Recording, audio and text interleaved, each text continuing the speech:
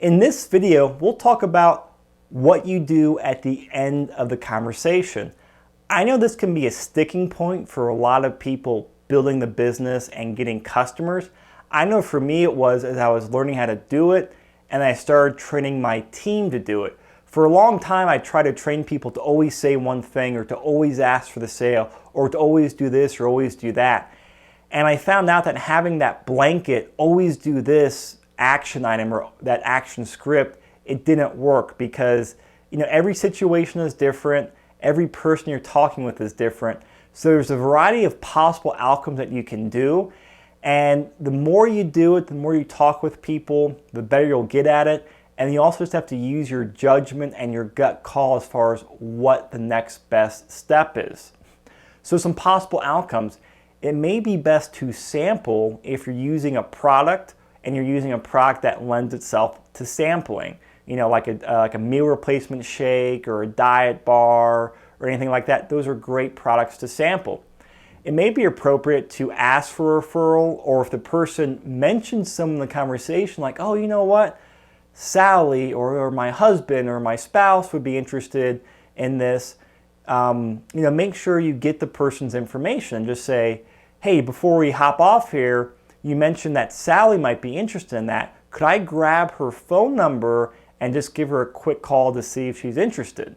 And so you could ask for a referral, or if they mention someone, make sure you ask for that person's contact information and for permission to contact the person and say, hey, Sally, Diane referred me to you.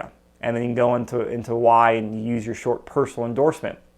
Oftentimes, you'll give the person more information, whether that's setting up a time to meet with them over a cup of coffee to explain some things, or invite them to an in-house presentation or a meeting you're doing, or sending some information over email or over social media. Might be giving them more information. Or sometimes you can actually get a customer or make a sale the very first time you use your short and your full personal endorsement. And of course, there's the option where the person has no interest. And if they have no interest, that's fine. Like I said in the previous video, don't sweat it, don't force it, but be happy because another person now knows that you're in business and they know what you're marketing. And I promise you, some of those people will lead to customers or they will refer customers to you. But no matter what, I want you to set up a follow-up plan or appointment, unless it's a person with no interest. But if there's any other outcome, make sure you set up a follow-up plan or an appointment. Now, I can't give you exact instructions because based on what you're sending them or what you're doing, obviously the follow-up plan will be a little bit different. But if it's one of those situations where the person wants more information, make sure you send it to them and set up a follow-up time to talk with them again. Or if it's someone where you see them in the gym every 2 or 3 days, it'd be awkward for you to set up a follow-up time. Don't schedule it, but make sure you keep notes somewhere, make a plan, say, sent so-and-so this information, and I'll talk with them next time I see them in the gym to see if they had a chance to go over it. So make sure you set up a follow-up plan or an appointment if it's appropriate. Now, at some point in this process, it'll be time to ask for the order or get them on as a customer. And again, I wish I could tell you, always ask for it right here in the conversation, or here's the best way to ask for it. If you do this, you'll always get the customers. That's just, there's no magic bullet for this right here other than actually asking for the order, asking if the person wants to try it. And you'll get the feel from the person as to when you should ask. So if they've tried a sample, while they're sampling the product or trying to sample, it's going to make sense to say, well, how do you like it? Does it taste good? And they'll say, yeah, it tastes good. Well, hey, how would you like to, order and try for 2 weeks and see how it works for you? And they may say, yeah, let's do that.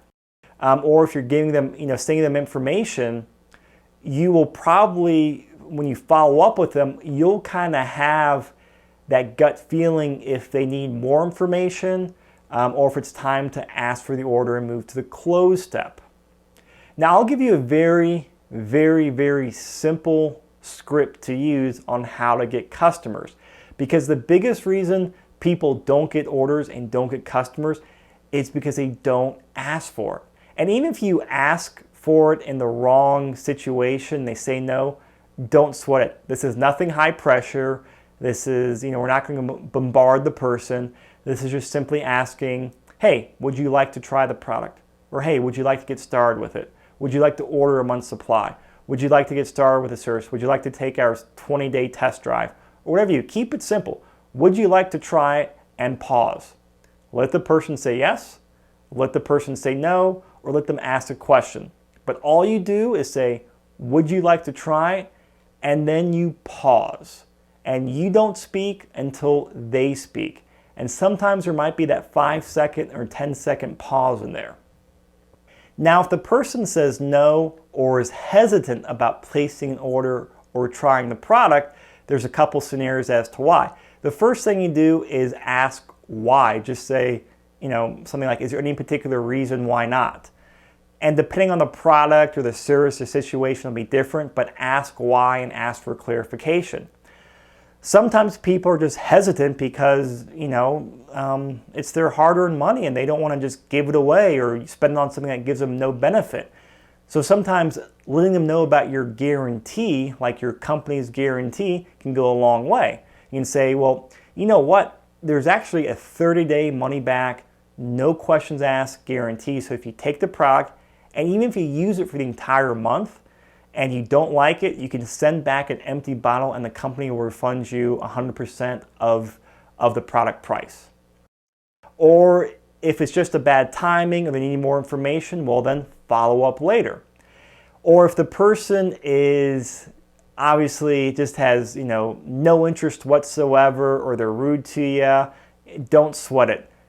Not everyone you ask the order for is going to buy.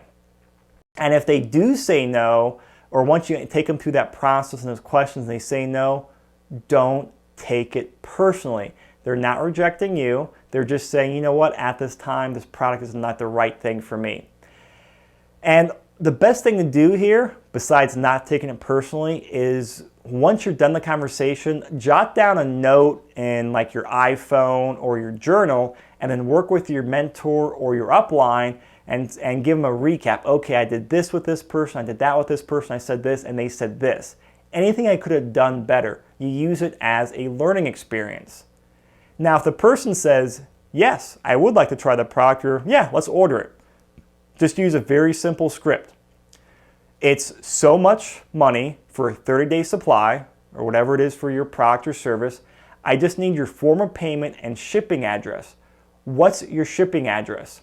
So what I do is I tell them the price, I tell them what I need, and I go straight into asking them for the information that I need to place the order.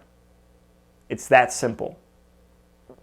Now this brings up a debate sometimes or a question, because a lot of companies out there have different prices, like different tiered prices for the products, like the retail, or if it's a one-time order, it's one price, or if they get on a monthly delivery program, it's a different price.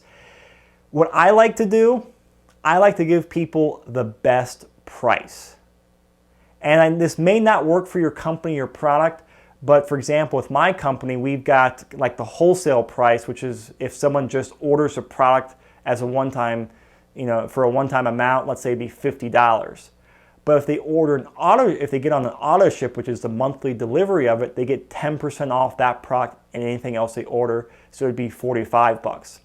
Now through my account, since I'm a distributor with my company, I can order a product for anyone at the auto delivery, auto ship price, which is at 10% off, and it's the best price out there.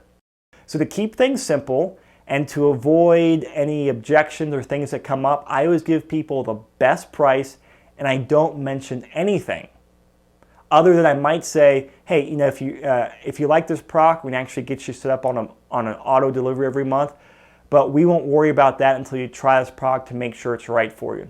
Because I find out what happens is if you get in this conversation about the different pricing structures and then different auto ships and different commitments, it just creates sales prevention. And put yourself in the consumer's shoes. no one really likes signing contracts, and no one likes getting set up for an automatic delivery program on a product that they haven't even tried yet. So don't push it to them. Don't even bring it up in the subject because it just muddies the water.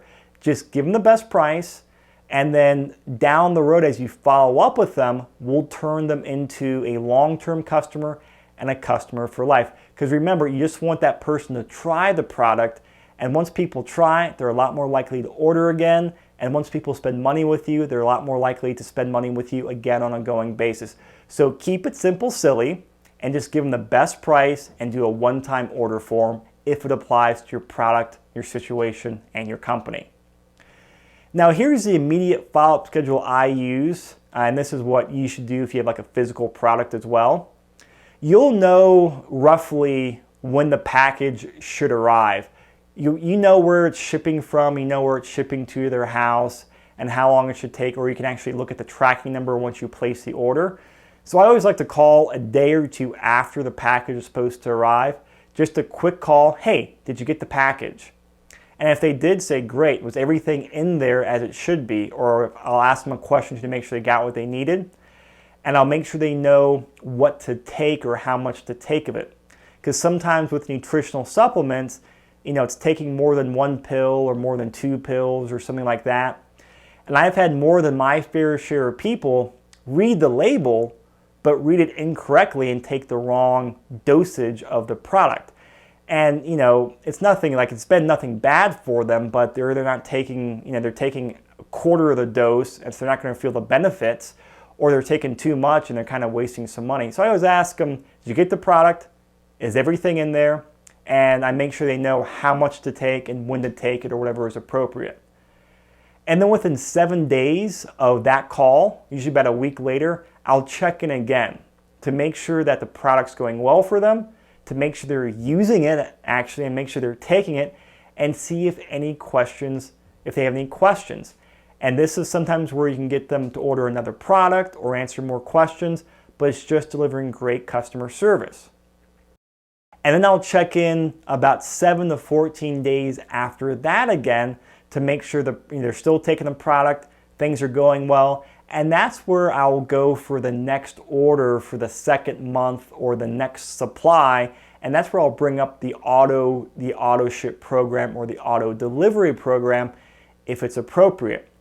And I always like to call in, like I said, 7 to 14 days after those first 7 days, because the majority of the time when I get someone to start my products, with no ill intent on their part, they just don't take it on a regular basis. For a lot of people who are new to supplements, you know how hard it is. You forget to take it sometimes, or you forget to take it while you're at work or whatever, and you only take half a dose or half the amount of time. So if someone is like that, don't scold them. Just coach them and do the best to remind them to take it. And then mark on your calendar when you call them back again to see if they want to order more product. They still have 3 weeks left of their product. Don't try to sell them another month's supply because it's just not appropriate. So this is where you use a little bit of common sense and a judgment call on your part. Now the exercise here is prepare. And I'm not going to give you anything specific because I went through a couple different things, and you'll know if there's an area that you need to prepare on. Like if you have a hard time asking for the sale or have a hard time asking for someone's credit card information, you need to handle that. You need to practice it, whether that's role playing or whether that's reading some personal development books, whatever. Do what you need to do to prepare as you follow up with people, take them to the next steps, and ask for the sale.